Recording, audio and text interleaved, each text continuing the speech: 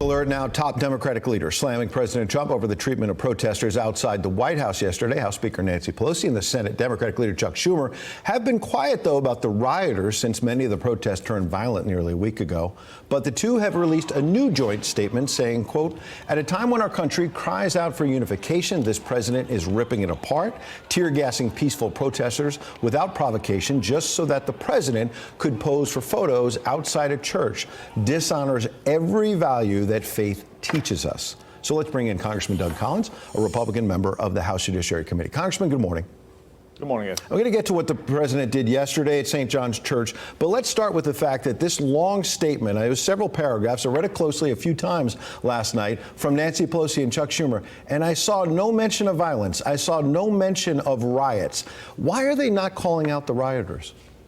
That's a great question for the media to ask them. Why would they not call out police officers being shot? Where are they with the family of the Las Vegas police officer who was shot in the head and is on life support right now? Peaceful protests need to happen. That's part of our culture. It's part of who we are, and change needs to happen. But you cannot not call out Antifa and these agitators and anarchists who are in the middle of these peaceful protests, who have now made them into something that is very damaging. You know what is damaging to our culture is when the people do not feel safe on the streets because people who want to use a death of someone to actually just go in and steal something. That's never should be allowed. Where's their outrage there instead of their outrage at a president that they thoroughly dislike? So we just pressed the Democrats. Let's press the president now. The Washington Post kind of getting into a narrative that many in the media are pushing right now about yesterday and what happened in Lafayette Park. The Post saying the verdict seemed clear. The president had staged an elaborate photo op. These are their words, using a Bible awkwardly held aloft as a prop in a historic church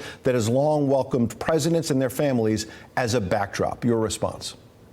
The Washington Post doesn't cease to surprise me. And again, I think they've seen more concern that he actually had a Bible, a symbol of our faith, seems to be more concerning to them than the actual issues that are going on in our country right now.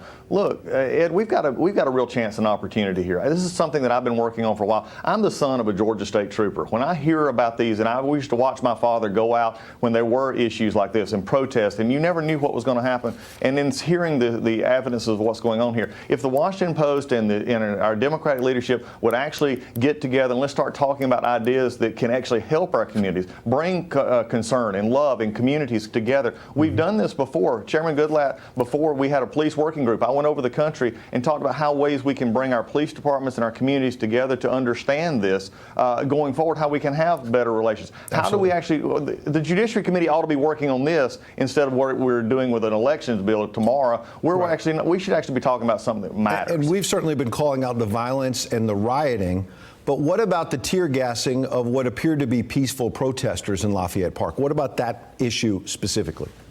Well, I think, again, is there beginning to, as we just said by your previous guest, they're beginning to, how did they get there anyway after everything has been started over the last few days and that closeness and perimeter to our city? Why are we not having more look at how we can actually begin to have peaceful protests in ways that people can actually do this? And again, this will be going forward, but I don't want it to take the eye off of what we actually do to fix this. It's going to be easy to get distracted. Mm-hmm. The president is standing strong, and he's telling states to stand strong, but also at the same point, we got to have people come together and focus on the problem of these agitators, Antifa and others who are making this something that it's not. And we've got to have a Congress that's willing to come to work and actually solve this. And while there is a right for peaceful protests, as you say, we have to keep our eye on something else. Marco Rubio tweeting about this, a bus full of weapons in Ohio. Police in Ohio found a bus near protest filled with bats, rocks, and other weapons. But I guess still no evidence, quote unquote, of an organized effort to inject violence and anarchy into a protest, right? So there's the acting Senate Intel Chair, your colleague, Congressman, saying that there's weapons, there's rocks, they're just almost magically appearing. What is really going on here with these quote-unquote protests? They're not magically appearing. You got in the midst of these thugs and people who abuse a system. I mean, if you don't believe it, I mean, there was a reporter, I think from public broadcasting who said that the president said there's anarchists with no evidence of that. Have they looked at the video? Have they seen the anarchist paintings and spraying? The ability to go in and look at what's being spray painted and what's being said. This shows that there are connections between this across state lines. I'm glad the Attorney General is a part of this because we need to stop this. This can no longer be happening. When we have issues in our country is based on the right of freedom to protest and to forcibly make our grievances known. But we cannot have basic thugs in the middle of this who only want to rob businesses and cause violence, and that's not something that our country should stand for. And especially now when we see police officers in cities that had nothing to do with what's going on being shot.